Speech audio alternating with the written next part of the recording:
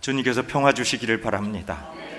오늘은 우리가 욥바라고 하는 성경의 한 도시, 그 도시를 중심으로 벌어졌던 성경의 사건을 함께 나누면서 은혜를 나누고자 하는데, 욥바라고 하는 도시 이름 뜻은 beautiful이라고 하는 뜻입니다. 욥바. 여러분 그 사진을 좀 하나 좀 보실까요? 욥바 항구를 보실 수가 있는데, 사진 보여주세요.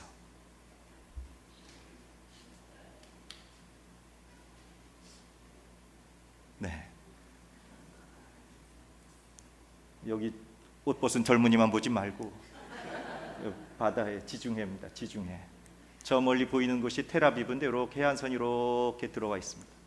그리고 여기에 이렇게 보면 바다에 항구 자국이 있죠. 물이 좀 들어왔고 항구가 무너진, 여기 욥바 항입니다.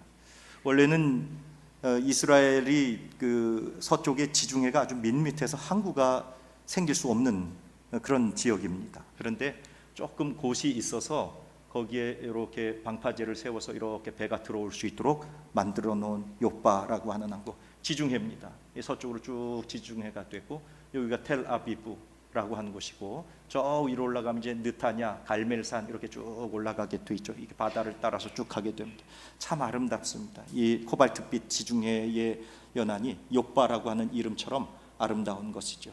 또 한번 볼까요? 그림 하나 더 연결해서 보면, 여기가 이제 다비다라고 하는 곳, 여러분 성경 오늘 주인공이죠. 다비다라고 하는 여인이 나오고, 또 베드로 목사님이 그곳에서 부정한 것 정한 것 구별하지 말고 다 먹어도 된다 하시는 성령의 음성을 듣고 이방을 향해 나아가면서 가이사랴로 가서 고넬료 집사님 가정에서 부흥회하고, 그리고 성령의 부흥의 역사가 나타났던 길 가는 곳, 거기를 기념하기 위해서 교회를 지어놨는데, 요 아래 바로 무두장이 시몬의 집이라고 하는 곳이 있고, 저 바다가 뒤 건너 보이죠? 이렇게 바다가 있는데 지중해 연안에 아주 아름다운 곳입니다. 지도를 좀 보시면 욥바가 어디 있는가? 이스라엘 나라가 이렇게 지중해, 여기 파란 데는 이제 지중해가 되고, 예루살렘이 여기 이렇게 있죠. 내륙에, 그러니까 사해 끝자락에 예루살렘이 있습니다. 욥바에서 예루살렘.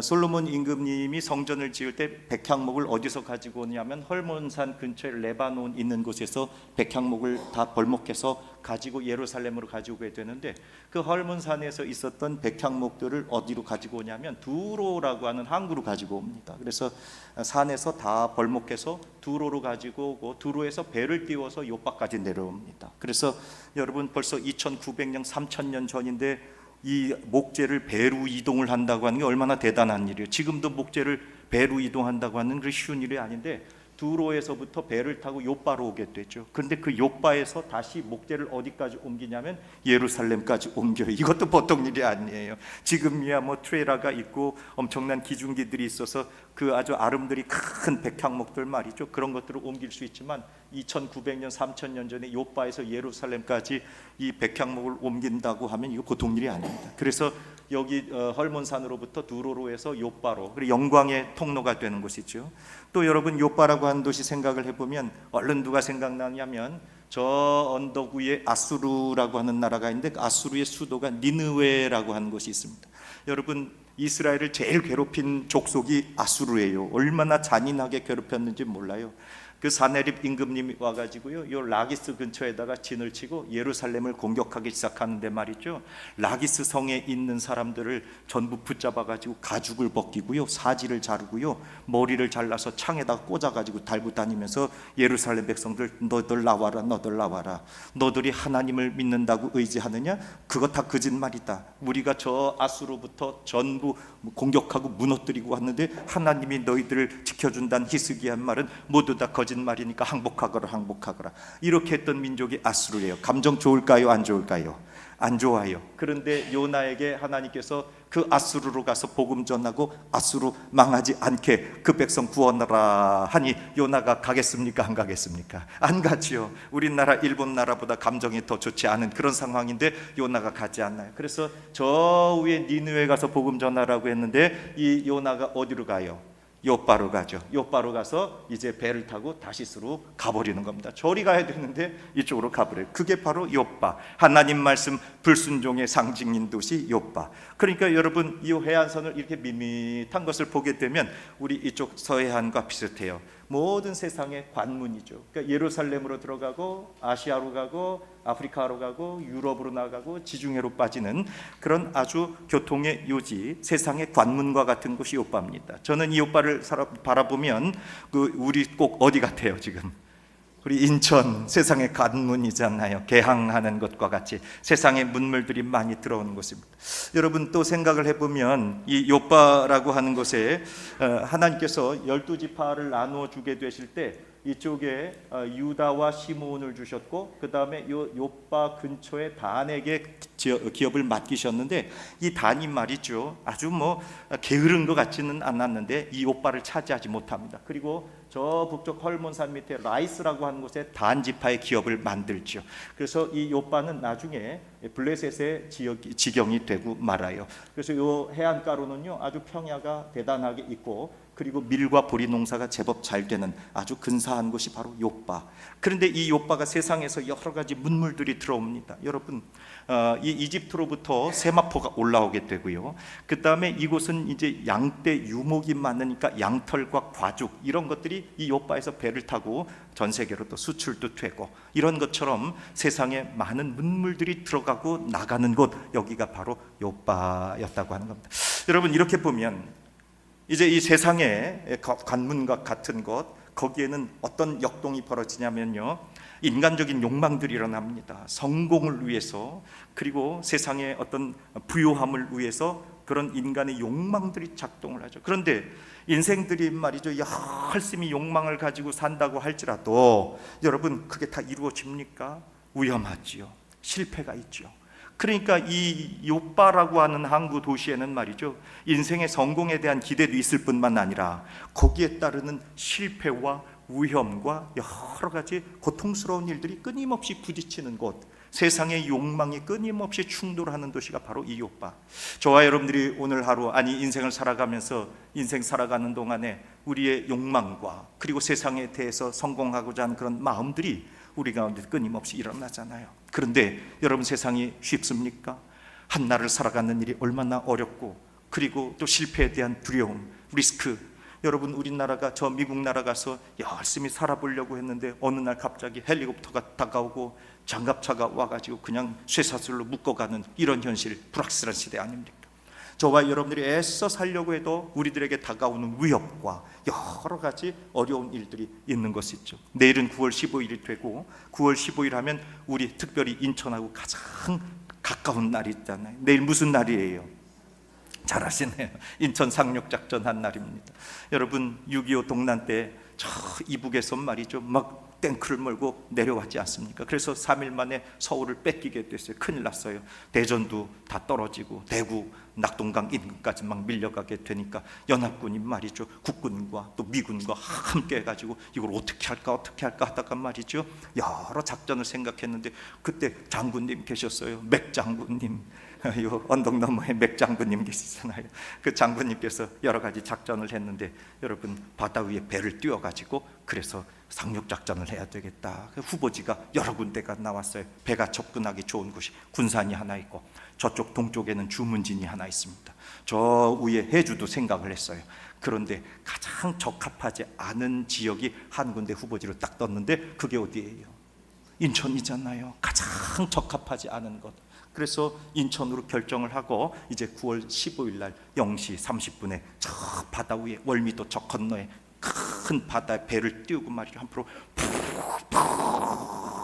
한 포를 쏘고, 그리고 그 상륙정들 해병대가 말이죠, 미군 연합군 한 6만 명에서 8만 명 정도 되는데 월미도로 상륙을 하고, 그 다음에 북한 쪽으로 상륙을 하고.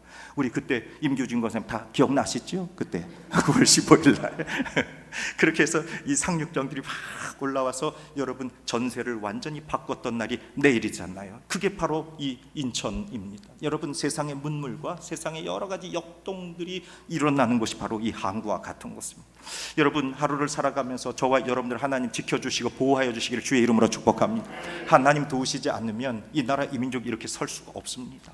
저와 여러분들 인생이 최선을 다해서 비즈니스하고 그리고 사업을 하고 인생의 열심을 향해서 나아가지만 하나님이 한순간도 우리를 지키지 아니하시면 우리는 서 있을 수 없으니 흔들리는 우리 인생 그리고 하나님 지켜주시고 보호하시고 단단히 견고하게 하셔서 어떤 형편 가운데에도 여러분 부활의 승리를 얻는 저와 여러분 되기를 주의 이름으로 축복합니다. 우리 부모님들께서 저와 여러분들 이름을 지어주실 때도 역시 기대를 합니다.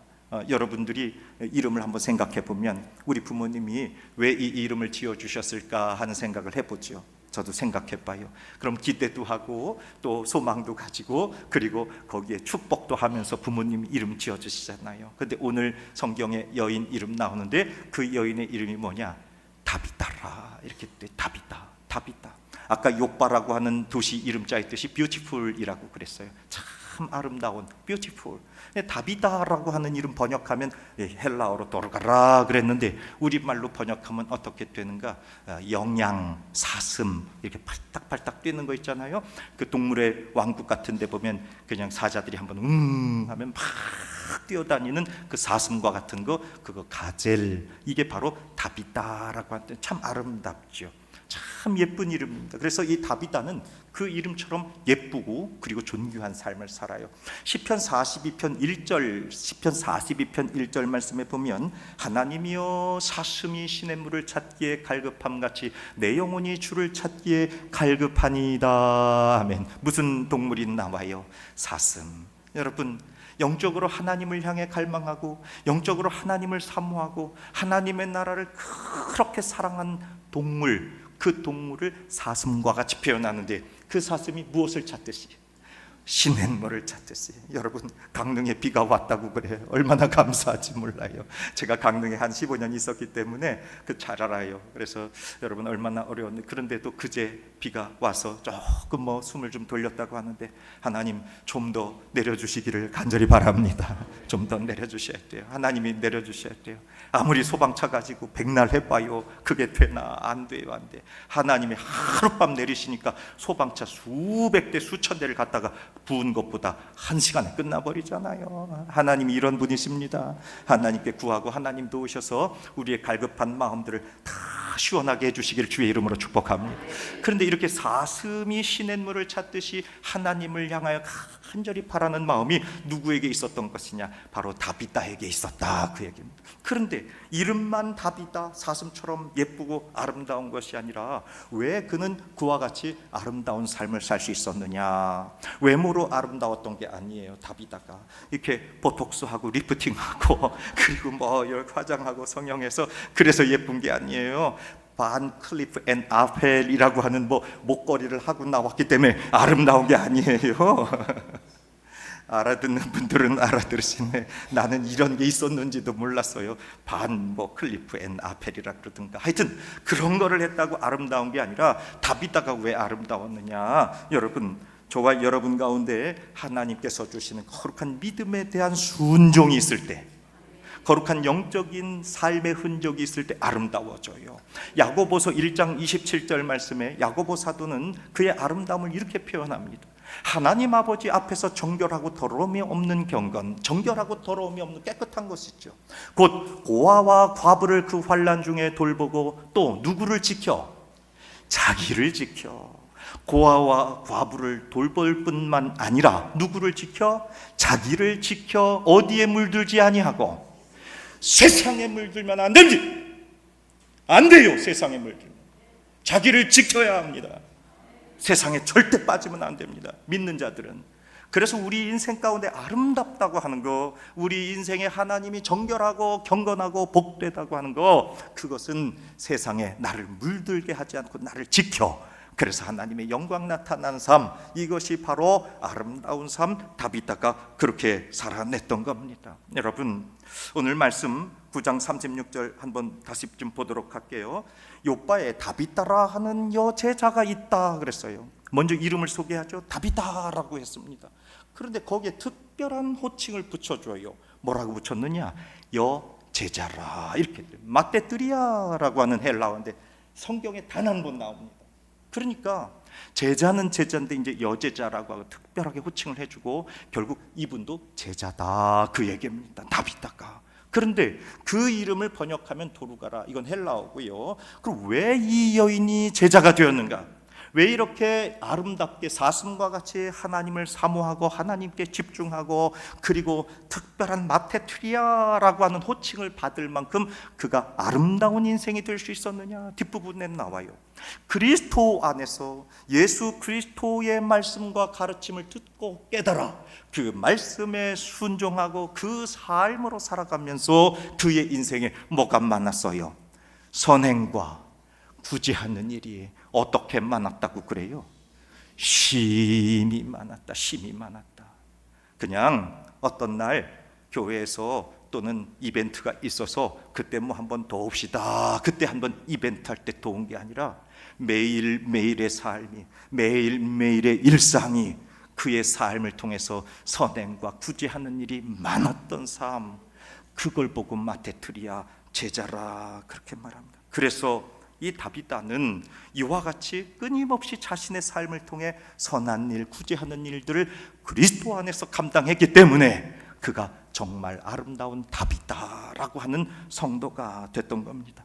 아까 말씀드린 것처럼 이 욥바 항구에는요, 이 유목의 그 가죽과 이런 것들이 수출되고요, 또 이집트에서는 그 나일강 유역에 마가 잘 자랍니다. 그래서 이 세마포 직물들이 말이죠, 욥바로 와서 아프리카로, 아시아로, 유럽으로 전파되는 그런 관문이에요. 그리고 물자가 많잖아요.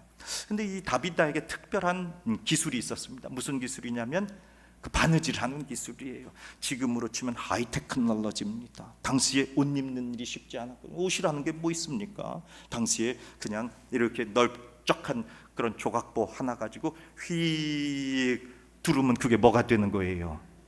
옷이에요. 그래서 다시 휙 풀어서 깔면은 뭐가 돼요? 이불이 되는 거예요. 그거 뒤집어 쓰면 옷 되고 깔면 이불 되는 거. 그 네모난 조각. 그런 때 뭐 만드는 기술이 있었던 거예요? 옷 만드는. 거기다가 뭐까지 만들었어요? 이너웨어까지 만들었잖아요. 속옷까지 만든 아주 고급 기술입니다. 그래서 당시에 이 도르가 다비다가 말이죠, 욥바에서 그 기술 가지고 사업도 했을 거예요. 그래서 사업도 번창했을 텐데, 그런데 이 다비다는 자신이 가지고 있는 고급 기술을 가지고 자신의 비즈니스로 삼지 않았다는 이야기입니다.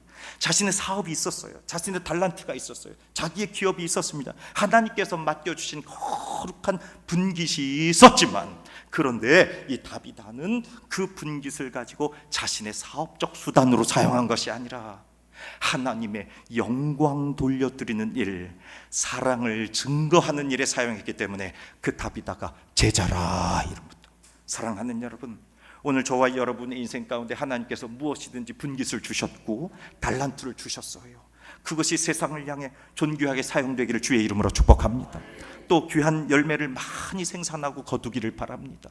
그런데 그 본질이 우리의 비즈니스를 위한 것으로만 멈추어지지 말고 하나님의 영광을 위한 것으로 전환되게 되기를 주의 이름으로 축복합니다.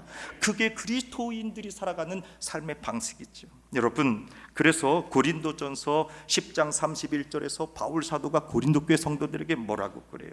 그런즉 너희가 뭐 하든지 먹든지 또 뭐 하든지 마시든지 어떻게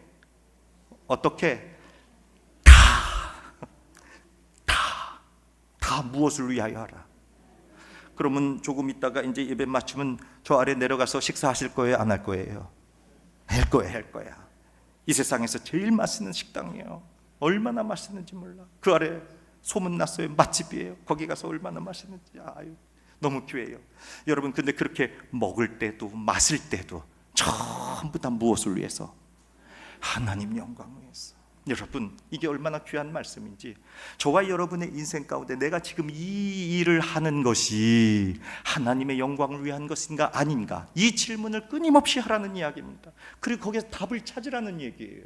지금 내가 이 일을 하는 것이 하나님께 영광이 되는가? 내가 지금 이 말을 하는 것이 하나님께 영광이 되는가? 내가 이 손길을 보내는 것이 하나님께 영광이 되는가? 그러면 저와 여러분들에게 맡겨진 모든 삶의 기업과 분깃과 달란트와 재능과 기술이 다 하나님의 영광을 위해서, 마치 다비다가 아름다운 사슴과 같이 하나님의 영광 돌려드리면서 끊임없이 하나님을 향해 나아가, 그래서 그의 삶이 존귀하게 아름답게 다비다로, 그리고 빛나는 존재로 하나님께 영광 돌린 것처럼 저와 여러분들 인생 다비다와 같이 하나님 영광 돌리는 존귀한 인생 사시기를 주의 이름으로 부탁을 드립니다.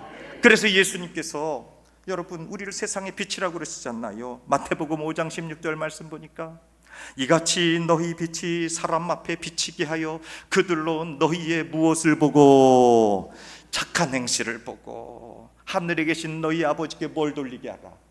그렇잖아요. 예수님도 영광 돌리게 하라고 했잖아요. 우리 행실이. 바울 사도도 성도들에게 하나님의 나라를 위하여 뭐든지 다 하나님께 영광 돌리는 인생 되라고. 예수님도 우리의 빛이 세상에 비추어져서 하나님께 뭐 돌리게 하라고? 영광 돌리게 하라고 그랬잖아요. 오늘 다비다가 이와 같이 자신의 삶에 있었던 재능과 그리고 기능과 분깃을 가지고 하나님께 영광 돌린 것처럼 저와 여러분의 삶의 모든 것이 하나님 영광 돌리는 거룩한 것 되기를 주의 이름으로 축복합니다. 그런데 이게 웬일이에요? 변고가 생겨버렸네요. 여러분, 37절 말씀 볼까요? 37절. 그때에 그렇게 아름답고 그렇게 봉사하고 그렇게 헌신하고 그렇게 하나님 영광 돌려드렸던 다비다가 어떻게 돼버렸어요? 병들어 돌아가셨네. 잘 됐어요? 잘 안 됐어요? 잘 안 됐어. 아니, 그렇게 열심히 살고 그렇게 주님을 사랑하고 그렇게 교회를 위해 헌신하고 그렇게 애쓴 믿음의 사람이면 하나님 좀 더 있다가 부르시지 왜 이렇게 일찍 부르시는지 알 수가 없어요. 그렇다고 뭐 그 순서가 어디 있겠어요. 그런데도 불구하고 아쉽고 안타까워요. 이 다비다 권사님이 세상에 돌아가셨네. 그리고 나서는 장례 준비를 하는 겁니다. 시체를 전부 어떻게 했어요? 깨끗이 씻고 염하고 수습을 했어요. 그리고서는 다락에 누였어요. 이제 장례식을 아마 교회장으로 하시려고 하는 것 같아요. 여러분이 생각을 해보는 겁니다. 이 교회 안에 어찌 보면 참 믿음의 지지가 되고 또 믿음의 의지가 되는 귀한 여자 장로님과 같은 분인데, 그런데 급히 하나님 불러 세상을 떠났어요. 이런 상황 여러분 생각해 보는 겁니다. 아니, 하나님 왜 이와 같이 우리들에게 슬픔을 주십니까? 왜 이와 같이 허무한 일을 주십니까? 왜 이렇게 어려운 일을 우리에게 주십니까? 오늘 우리 찬양대 찬송했잖아요. 나를 절망에 있지 아니하게 하시고 소망으로 걸어가게 하옵소서. 절망이 찾아왔어요. 지금 절망이. 내가 열심히 그리스도의 뜻을 따르고 사랑과 선행 구제하는 일들 심히 많게 하면서 하나님 영광 돌리며 살았는데 왜 나에게 이런 고통이 오느냐? 나에게 왜 죽음과 같은 절망이 오느냐? 내가 할 수 있는 일이 아무것도 없어요. 여러분, 죽음을 이길 수 있는 자가 있습니까? 없습니까? 아무도 없어요. 죽음을 이길 자가 없단 말이에요. 이 깊은 절망이 지금 욥박교회에 찾아오게 됐습니다. 그때에 욥박교회 성도들은 말이죠, 당황했지만 그러나 믿음으로 앞서 나가게 됩니다. 38절 말씀 보니까 아까 말씀드린 것처럼 그 욥바에서 동쪽으로 한 30리쯤 떨어진 곳에 루따라고 하는 곳인데, 지금 가보면 이스라엘의 벤구리온이라고 하는 국제공항이 있는 도시가 바로 이 루따예요. 근데 그 루따가 한 30리쯤 되니까 한 두세 시간이면 걸어갈 거 아니겠어요? 그러니까 욥바 항구에서 성도들을 두 사람을 보냈어요. 그래서 가서 베드로 목사님 좀 모셔오라고 말이죠. 그래서 지체 말고 오십시오. 다른 거 이런 거 신경 쓰지 말고 제발 욥바로 와주십시오. 그랬더니 말이죠, 베드로 사도가 득달같이 욥바로 갔어요. 그리고 나서 와서 보니까 39절 말씀에 베드로가 일어나 그들과 함께 가서 이르매 그들이 데리고 다락방에 올라가니 모든 과부가 베드로 곁에 서서 뭐하며 울며 온통 장례식에 통곡이 일어난 겁니다. 그런데 도르가가 그들과 함께 있을 때 지었던 무엇을 다 들고 있어요? 속옷과 겉옷을 들고 있는 겁니다. 여러분, 왜 이 욥박교회 성도들은 베드로 목사님을 지체 말고 우리 욥바로 와주십시오 이랬을 거예요.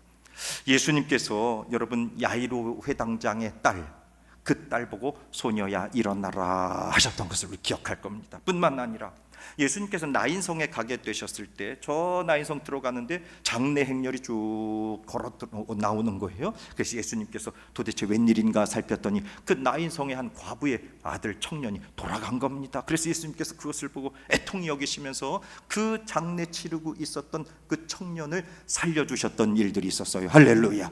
그리고 예수님 십자가 달려 돌아가시기 전에 베단이라는 마을에 가셨을 때 예수님과 가까웠었던 친구 있어요. 누구 혹시 기억나세요? 나사로. 그 나사로를 예수님 살려주셨잖아요. 할렐루야. 그럼 예수님은 말이죠, 죽은 자도 살리신 능력이 있고, 예수님의 첫 번째 제자였던 베드로 사도도 역시 그와 같은 능력이 있을 것을 이 욥바의 성도들은 알고 지체 없이 와서 우리 상황을 좀 봐주십시오. 와서 장례를 치러주시든지 아니면 특별한 하나님의 역사하심과 섭리를 우리들에게 허락해 주시든지 그러면서 얼른 달려간 거예요. 여러분, 이게 말이 됩니까? 얼른 장례를 치러야지. 제가 강릉에서 목회할 때 권사님 대회가요 7번 국도, 이렇게 7번 국도를 가다가 여자 권사님이 운전했고 남자 권사님 옆에 타셨어요. 7번 국도 이 로타리 같은 데가 있는데 저기 어디 정동진에서 조금 더 올라오다 그랬나 봐요, 로타리에. 근데 이 여자 권사님 운전하다가 졸았어. 그 7번 국도 굉장히 위험하거든요. 그 졸아가지고 로타리에 있었던 설치물을 그냥 꽉 들이받아 차가 그냥 앞이 이 엔진룸이 다 들어와 버렸어요. 그러고서는 이 여자 권사님이 기절을 하고 혼절을 한 거죠. 그랬더니 옆에 남자 권사님이 일어나서 이제 정신을 차리고 보니까 이 아내가 숨을 안 쉬고 뭐 다급한 상황이 된 겁니다. 여러분, 어디로 빨리 전화해야 돼? 119, 119. 그 다음에 또 어디로 전화해야 돼? 112 막 전화해야 되잖아요. 그런데 세상에 이 박관 권사님이 010-6725-0땡땡땡 해서 삐리릭 해서 저한테 전화가 온 거예요. 권사님 또 무슨 일이에요? 그랬더니 지금 사고가 나서 저희 아내가 숨을 안 쉽니다. 그래, 숨을 안 쉽니다. 권사님 빨리 119로 전화해. 여러분, 119로 전화해야지 목사한테 전화를 한 거예요. 아이고, 이걸 어떡하나. 제가 생각했어요. 119로 전화하는 게 맞지. 그런데 그 권사님 마음 가운데 이것저것 다 생각 안 나고 얼른 목사에게 전화할 마음을 하나님 주신 거예요. 그래서 너무 감사하게도 그 권사님, 여자 권사님이 아무렇게도 안 다치고 그냥 호흡이 잠깐 멈췄는데 119가 또 얼른 왔고, 저도 119 또 연락하고 어디 사고 났으니까 그래 한번 가보십시오. 그래서 저도 얼른 달려갔어요. 그랬더니 세상에 그 구조물은 다 부서져 있고요, 그리고 차는 엔진룸이 다 깨졌고 이 두 분들 병원으로 이제 실려가는 그런 상황이 됐어요. 그런데 하나님께서 어디 하나 골절 없이 깨끗하게 여러분 보호해 주신 줄로 믿습니다. 여러분, 우연일 수 있겠죠. 우연이에요. 그런데 그리스도를 믿는 사람들에게 오늘 우연히 나오고 내일 우연히 나오고 내일 모레도 우연히 나오고 매일매일 그런 우연이 있기를 주의 이름으로 축복합니다. 그런 거 우연이 아니죠. 주님 앞에 어쩌든지 어렵든지 힘들든지 그런 인생의 절망과 위기 상황 도무지 내가 해결할 수 없을 때, 여러분 그렇다고 저한테 전화하면 안 돼요. 119로 전화해야 돼. 119로. 그리고 나서 전화해도 괜찮아요. 여러분, 이처럼 저와 여러분의 인생 가운데 어려움이 닥쳤을 때 이 욥박교회 성도들이 근처에 베드로 목사님이 있다니까, 목사님 빨리 와서 좀 봐주세요. 그랬어요. 그랬더니 베드로 목사님이 그 장례식장에 깨끗이 준비해 놓은 이 도르가의 시신 앞에서 이제 다 나가 계세요. 잠깐 다 나가 계세요. 그러고서는 도르가 시신 앞에 무릎을 꿇고 하나님 앞에 간절히 뭐라고 기도했어요. 여러분, 뭐라고 기도했는지는 제가 잘 몰라요. 그건 여러분들이 알아서. 그런데 뭐라고 기도를 한 다음에 지금 말씀 여러분 보실까요? 40절 말씀에 무릎을 꿇고 기도하고 돌이켜 시체를 향하여, 여러분들 읽어봐요. 시작. 거기만. 시체를 향하여 이르되, 그 다음에 읽어봐요. 시작. 그렇게 해서 일어나겠어요 이거? 들리지도 않겠네. 다시 무릎을 꿇고 기도하여 돌이켜 시체를 향하여 이르되, 어지간히 됐어요.